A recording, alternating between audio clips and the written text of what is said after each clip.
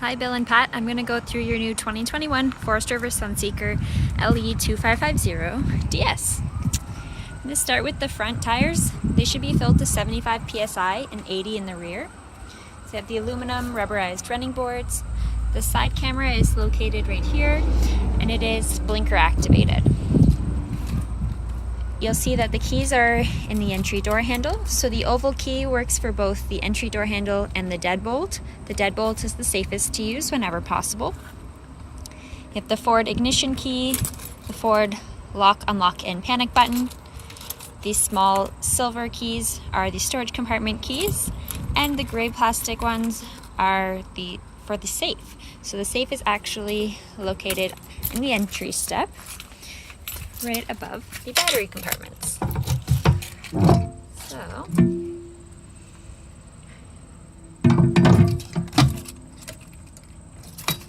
just tucks like that. The two house batteries are located inside the step, so they're kept clean and dry. There is a fuse breaker panel down to the side, and this is the battery disconnect. So the battery has to be on to be able to charge, and the battery charges 4 ways. When you're plugged into shore power, from the generator, from the solar panels, and when you're driving. The leveling jack panel is beside here. I'll come back around to this because the engine needs to be running and parking brake engaged. The solar panel controller is right above. A and B are for batteries 1 and 2. Basically, if you press these buttons, you'll get some specs so you can see like the amps that they're running at. The max boost button is if you want to quick charge the batteries. You don't want to press this button consecutively though. The AC function is for a different inverter model, and there is a USB port to charge a USB device. These 2 red switches are for the lights outside. So you have the patio light and the awning strip light, and then the awning extend and retract. So basically, you just hold the extend button until you see the tube, the aluminum tube at the end. And when you, if you want to tilt it down one side, it does say pull down to adjust pitch. So you literally just pull it down and you can adjust it that way.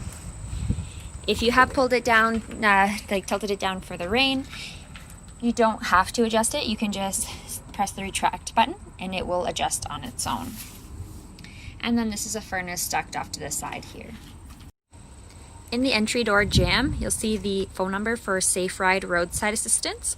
So you can call them if you need any technical support, or they can help you find the nearest Forest River dealer service.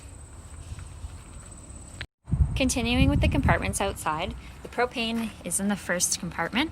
So you have your open and close valve, the fill valve, and the gauge. So right now it's kind of reading at over full, so it will need some gas release to bring it back to normal.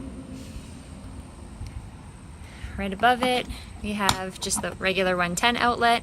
As you can see, it's GFI protected, so that GFI reset button is in the bathroom. This is the furnace exhaust. A storage compartment here. The storage compartments are rotocast material, so they are a plastic fiberglass mix. This is the back end of the water heater. So it is a 10-gallon tank, and it does have its fuel efficiencies on the sticker inside this panel. So if you're just using an electric, just propane, or the combination of the two, if you have both power sources available. There are some instructions inside here, but mainly I'll show you the switches from inside. The paper here is the gas test completion, and this is the drain plug when you're emptying out the water heater when you're winterizing it.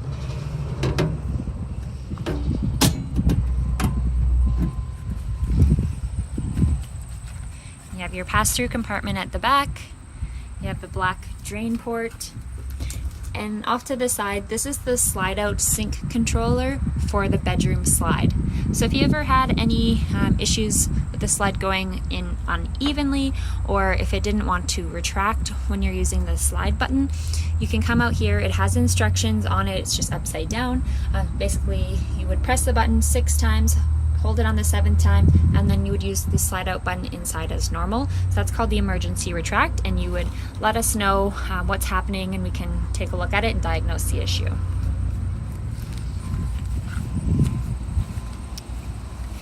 So on the back here, so we have the bumper and your water fills. So this is your city water connection and your gravity freshwater fills right above it. It is a 7,500 pound tow hitch on the back with 7-pin connector. You have the wide angle backup camera above, so that shows you the rear bumper as well as far and wide. And the ladder gets you up onto the roof. It's a good idea to inspect the seals at least twice a year to make sure the sun hasn't dried and cracked them out. And inside the storage compartment here, the power cable is inside, and it has this little cutout so that you can bring the power cable through it. Here, and then you can lock the compartment door. It is a 30 amp cable, but we do have the 15 amp adapter attached to it right now. And when you disconnect it from your park power, you'll want to plug it into your generator. So this is the generator power supply. Right now, if you were to run the generator, it will not power anything. And beside it is the park cable hookup if your park has cable TV. And just below are the black and gray valves for your dump station. Pretty easy, black and gray. We will have a new sewer hose for you inside. This is the black tank flush. So how to use that is you'd have your sewer hose connected and the black tank valve pulled open, and then you hook the water hose up onto here, turn the water on, and it will flush out the tank. So it'll give it a rinse, clean it out, so you can either use that at the end of every trip or before winterizing at the end of the season. The gas fill is on the driver's side. This is a storage compartment here that's underneath, well, it's in the cabinet behind the sofa.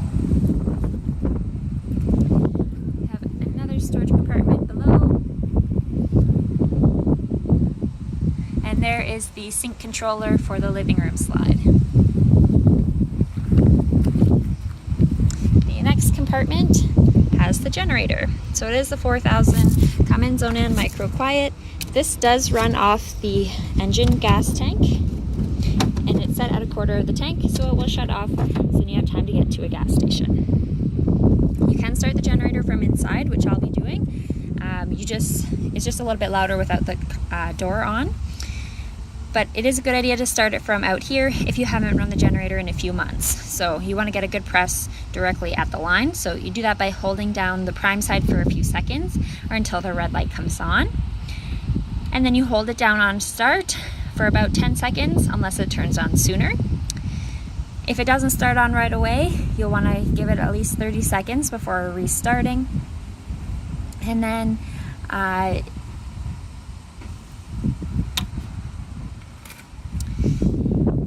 cap here is for the oil change. It does require its first oil change at 50 hours, then at 100 hours, and every 100 hours following.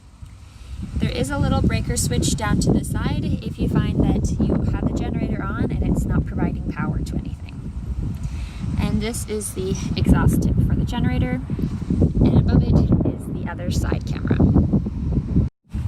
Just inside the driver door, you'll find the emergency start button or battery boost. So this is to use the house battery to start up the engine battery in case that one has gone flat. So what you'll do is turn on the house battery, check it out, make sure that it has a full battery. If it doesn't have a full battery, you want to run the generator, give it a chance to charge up as long as needed.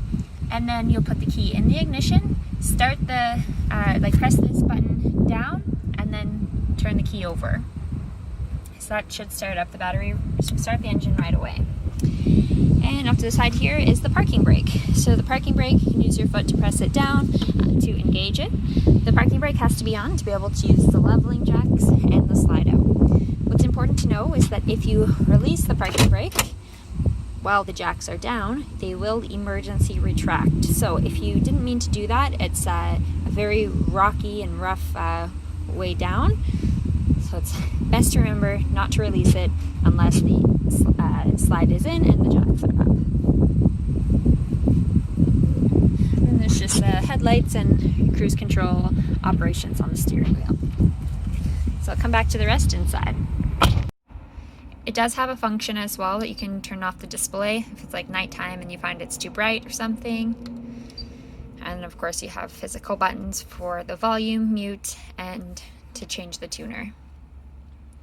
Other than that, you just have like a vent, fan speeds, and two 12-volt ports here.